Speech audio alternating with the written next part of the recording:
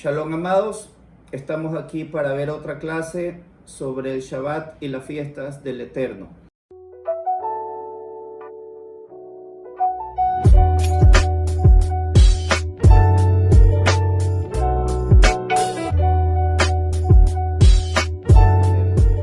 Hoy vamos a tratar quizás la fiesta o el Moed. Recordemos siempre esa palabra que es tiempo designado, cita solemne. Es un tiempo en el cual el Padre Eterno nos convoca para que nosotros conmemoremos algo, meditemos en algo que está relacionado con el retorno de nuestro Yeshua el Mesías. Y esa fiesta, ese tiempo designado que incluso entre las personas que ya estamos en raíces hebreas es quizás la que nos cuesta un poco más de recordar y de celebrar, es Rosh Hodesh, que significa la luna nueva o nueva luna o novilunio. Vamos a entrar en materia. Comencemos viendo el texto de Segunda de Reyes capítulo 4 versículos 22 al 23. Estamos en tiempos del profeta Eliseo. Dice el texto: llamando luego a su marido, le dijo: te ruego que envíes conmigo a alguno de los criados y una de las asnas, para que yo vaya corriendo al varón de Dios y regrese. Él dijo: ¿para qué vas a verle hoy?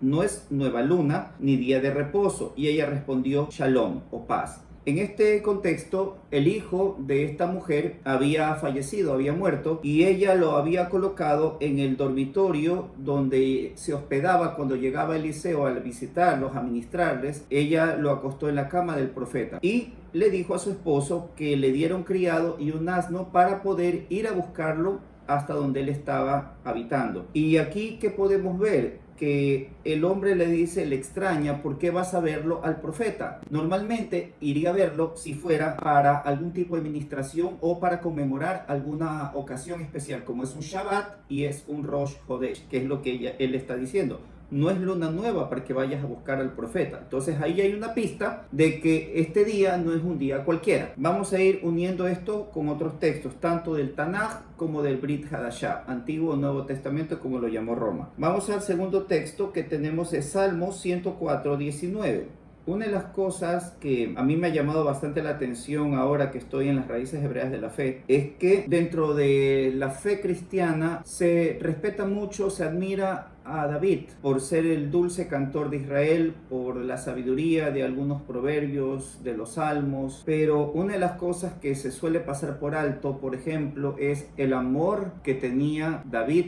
por la Torá, por la ley de Dios, la ley de Moisés. Y otra cosa también es, por ejemplo, la relación de David con las fiestas solemnes. En este caso, del Salmo 104, verso 19, dice lo siguiente: hizo la luna para los tiempos, el sol conoce su ocaso. Recordemos que en la primera clase de este curso veíamos en Bereshit, en Génesis capítulo 1, verso 14, que el Eterno creó el sol, la luna, las estrellas, como señales para sus tiempos designados, para sus moed, que en plural, cuando hablamos en plural se dice moedín. Entonces aquí dice que la luna es clave, ¿no? La hizo con ese fin, más que otras cosas que incluso somos más conscientes de su poder en las mareas, en las cosechas, en señalar algunas otras cosas, pero pasamos por alto que aquí David está diciendo que la hizo para sus tiempos, y esta palabra aquí, tiempos, es moedín. Okay, vamos al Salmo 81, vamos a ver cómo presenta aquí ya específicamente esta festividad de Rosh Hodesh, y dice en el Salmo 81 los 4 primeros versículos: cantad con gozo Elohim, fortaleza nuestra, al Elohim de Jacob aclamad con júbilo, entonad canción y tañed el pandero, el arpa deliciosa y el salterio. Esto es fiesta, ¿no? Tocad la trompeta. Claro, aquí nos ponen trompeta, pero amados, aquí la palabra hebrea original es shofar, que es el Strong 7782, que se puede traducir como bocina o trompeta, pero era un cuerno de un animal, un cuerno vacío, ¿no? Entonces, el shofar en la luna nueva, en el día señalado, eso es Moed, en el día de nuestra fiesta solemne, porque estatuto es de Israel, ordenanza del Dios, del Elohim de Jacob. Amados, en tan solo el versículo 3 y el 4 tenemos que Rosh Hodesh, o la luna nueva, se lo considera un día señalado, otro Moed. No solamente es el Shabbat, las fiestas solemnes, las que siempre hablamos, ¿no? La Pascua, Shavuot o Pentecostés, Día de las Trompetas, el Día de la Expiación o Yom Kippur y Sukkot. No, también Rosh Hodesh, y esta es una fiesta no una vez al año, sino una fiesta mensual. Aquí tenemos que es un moed, un día señalado, es una fiesta solemne y es un estatuto del Elohim de Israel. Estatuto, es una ordenanza, es un mandato, ¿ya? Que debemos nosotros considerarlo. ¿Cuál es la idea aquí, amados? El Eterno nos da una semana, 7 días. Y cuando entramos al séptimo día, nos dice, reposen, cesen de hacer las cosas que han estado haciendo toda la semana. Recuerden que reposar no es descansar, no es no hacer nada. Porque de hecho vemos que Yeshua llegaba el Shabbat y hacía muchas cosas, de ir a la sinagoga, sanar, echar fuera demonios y mucha obra, ¿no? Igualmente el apóstol Pablo, vimos una clase en la que también él esperaba prácticamente cada Shabbat para hacer la obra en las ciudades donde él iba. Entonces, ¿es una contradicción que el Eterno diga descansa y estos se ponen a hacer tantas cosas? No. Recordemos que la palabra Shabbat en el original, en el hebreo, significa cesar, parar de hacer lo que has hecho todos los 6 días de la semana y este día lo dedicas al Eterno y a su obra. Si nosotros vemos Isaías 58, que también creo que en una clase lo mencioné, ahí no vemos un descanso, estar en la cama o viendo televisión o haciendo cualquier otra cosa de la época. No, estamos viendo que ahí se nos declara por el profeta Isaías que el Shabbat lo que no debemos hacer es avanzar, dar nuestro pie, hacer lo que nos plazca, lo que nosotros queramos, sino hacer todo lo que está mencionado en ese salmo, que tiene que ver con igual lo que hizo Yeshua y el apóstol Shaul, Rab Shaul, ¿no? Aquí vemos que David confirma que esto es un estatuto, es una ordenanza, es un mandamiento, y es un mandamiento para disfrutarlo, para celebrarlo, para gozarse obedeciendo al Eterno, no como una carga. Luego tenemos en Éxodo capítulo 19, vamos a ver cuándo es que sonó el primer shofar, porque antes de que sea un mandato que el Padre le dio a Moshe, de que sonaran shofar en ciertas ocasiones especiales, tenemos lo siguiente que es muy impresionante. En Shemot o Éxodo capítulo 19 vamos a ver cuando el pueblo de Israel ha salido de Egipto, liberado por la mano poderosa del Eterno, y llegan junto al monte Sinaí, versos 16 al 20. Y aconteció que al tercer día, porque el Padre les dijo que tenían que ayunar, prepararse, purificarse, hacer algunos ritos y prepararse porque después de 3 días él iba a manifestarse. Aconteció que al tercer día, cuando vino la mañana, vinieron truenos y relámpagos y espesa nube sobre el monte y sonido de bocina. Aquí nos ponen bocina, amados. Yo he dicho, no es que nos marean. Es la misma palabra. Yo me tomé la molestia, que no es molestia, por decirlo de alguna manera, de buscar el hebreo aquí, el hebreo acá, en Salmos cuando habla David, y en todos los casos es shofar, el Strong 7782. Pero en unos casos nos ponen shofar, en otros nos ponen trompeta, en otros nos ponen bocina, y nos parece a nosotros que son diferentes cosas que se está hablando, ¿no? Y no podemos unificar en nuestra mente, en nuestro cerebro, como que algo va a ser, nos está diciendo el Padre. Entonces, aquí dice que vino sonido de shofar muy fuerte y se estremeció todo el pueblo que estaba en el campamento. Se estremeció el pueblo. Es algo impresionante, amados. Usted está al lado de un cerro y resulta que vienen truenos y solo una tormenta muchas veces suena un trueno y asusta a las personas. Ahora imagínese ver relámpagos, fuego, descender, una nube espesa y con un shofar que no se sabe quién lo está tocando y que no es un sonido ligero. Es un shofar poderoso que estremece todo el pueblo, todo el campamento. Estamos hablando, según los expertos, estudiosos, arqueólogos, que son cerca de 2 millones de personas. Es una ciudad grande que está acampando ahí al lado del monte. Y Moisés sacó del campamento al pueblo para recibir a Elohim y se detuvieron al pie del monte. Todo el monte Sinaí humeaba porque Jehová había descendido sobre él en fuego y el humo subía como el humo de un horno y todo el monte se estremecía en gran manera. El sonido del shofar iba aumentando en extremo. Moshe hablaba y Elohim le respondía con voz tronante. ¿Usted puede imaginarse esta escena? Pues este es el primer shofar que fue dado para anunciar al pueblo la entrega de la bendita Torá, de su ley perfecta, maravillosa y eterna. Vamos a ver por qué tocar el shofar. Si nosotros vamos a muchos pasajes de la escritura, usted lo puede investigar. Fue una ordenanza dada por el Eterno a Moshe de que hiciera tocar por los sacerdotes un toque para hacer un llamado de congregarse. Es decir, cuando querían que vayan al tabernáculo de reunión, se congregara el pueblo para un anuncio, para algo especial, era un toque. Cuando era un llamado a la guerra, entonces era un toque especial. Y cuando era un llamado para que levantaran el campamento y se movieran a otro lado, era 2 toques. Entonces había varios toques del shofar que el pueblo tenía que conocer, reconocer, interpretar cuando era tocado para saber qué tenían que hacer. Entonces, el pueblo de Israel, dentro de ellos, el toque de shofar era importante, marcaba las decisiones, qué decía el Padre Eterno que tenían que hacer. Ellos no podían ignorar el shofar, pasarlo por alto. Vamos a ver un ejemplo del poder del shofar con respecto a la guerra. En Josué capítulo 6, que es un pasaje muy conocido para todos, la primera gran victoria para conquistar la tierra prometida, Josué capítulo 6, verso 20, estamos en la toma de Jericó. Y cuando el pueblo gritó, dice el texto, los sacerdotes tocaron las bocinas, los shofar, y aconteció que cuando el pueblo hubo oído el sonido de la bocina, gritó con gran vocerío, y el muro se derrumbó. El pueblo subió luego a la ciudad, cada uno derecho hacia adelante, y la tomaron. En algún momento investigué, por ahí encontré en internet que se han hecho estudios para tratar de medir los decibeles, el poder, la frecuencia del sonido de los gritos humanos, de la cantidad de gente que se estima que estaba ahí gritando, o incluso de la repercusión, ¿no?, que pudiera tener el sonido del shofar, si serían capaces de derribar muros de cemento, muros de piedra, muros potentes, no fuertes, de toda una ciudad. Y más allá de aquello, que yo no soy científico y no he hecho un estudio exhaustivo, solamente en algún momento vi eso y me puse a pensar, ¿será posible? Lo que yo creo, basado en algunos textos que estoy compartiendo con ustedes, es que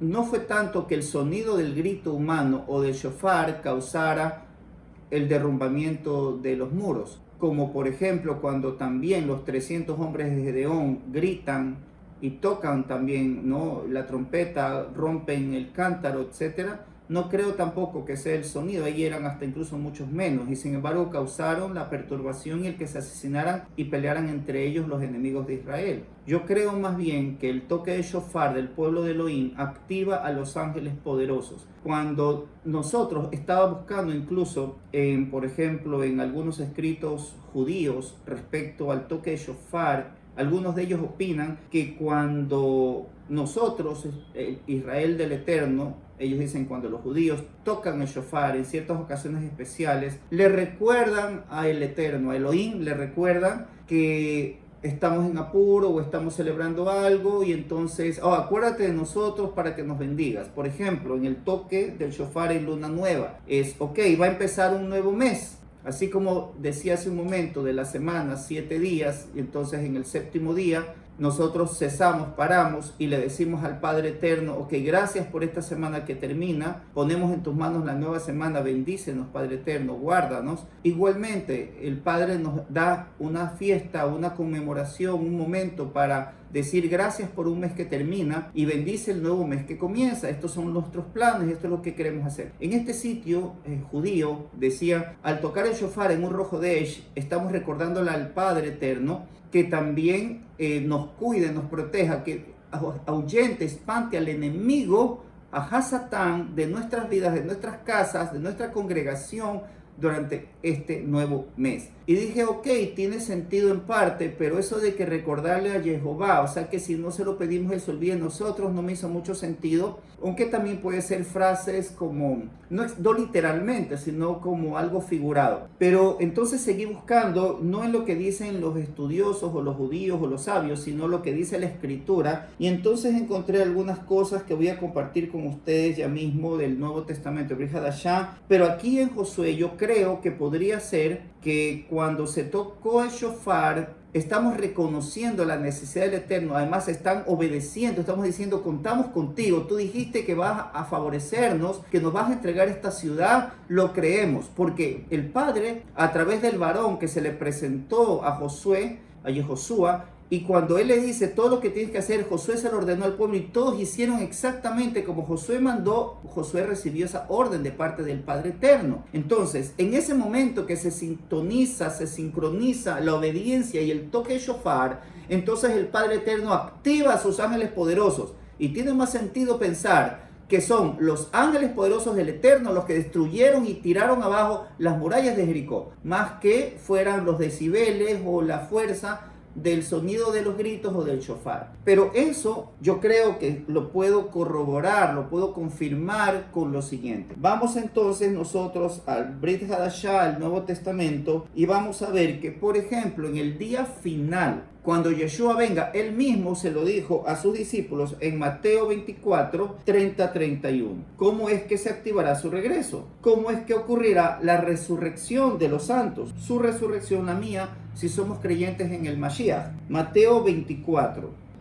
Entonces aparecerá la señal del Hijo del Hombre en el cielo. Dice el 29, inmediatamente después de la tribulación de aquellos días. Esto es claro e importante para anular la teoría romana del dispensacionalismo que dice que el rapto pretribulación, ¿no? Yeshua dice que después, inmediatamente después de la tribulación de aquellos días, algo que él mismo en este pasaje le había dicho a sus discípulos, que eran días que serán acortados por amor a los escogidos, a los que iban a ser arrebatados, seleccionados, elegidos dentro de todos para ser reunidos, ¿no verdad? En este tiempo, en este rapto. Y dice que esos son días cuales nunca hubo ni habrá porque son de gran tribulación. Entonces, después de esos días, de esa tribulación, aparecerá la señal del Hijo del Hombre en el cielo. Y entonces lamentarán todas las tribus de la tierra y verán al Hijo del Hombre viniendo sobre las nubes del cielo con gran poder y gloria. No es un rapto secreto. Es algo que será con un estruendo, con señales, con prodigios, con gran poder y gran gloria. 2 veces el gran, que todas las naciones lamentarán. No estarán pensando, ¿qué pasó? Que desapareció la gente, el avión se estrelló, el carro se chocó, mi hijo desapareció, la ropa cayó al suelo. Eso es ficción romana. Aquí dice que todo el mundo sabrá de su retorno. Y dice que enviará a sus ángeles con gran voz de shofar, trompeta, y juntará a sus escogidos de los 4 vientos desde un extremo cielo hasta el otro. Su rapto, mi rapto, nuestra reunión para recibir al Santo de Israel, a Yeshua el Mesías, que viene en su segunda venida, en su parusia, en su manifestación o revelación, esa reunión nuestra de los que estamos vivos, transformados, y los que están muertos en Yeshua el Mesías, resucitados, será con un toque de shofar. Así que el toque de shofar activa a los ángeles, porque aquí dice que con el shofar enviará a sus ángeles a recogernos.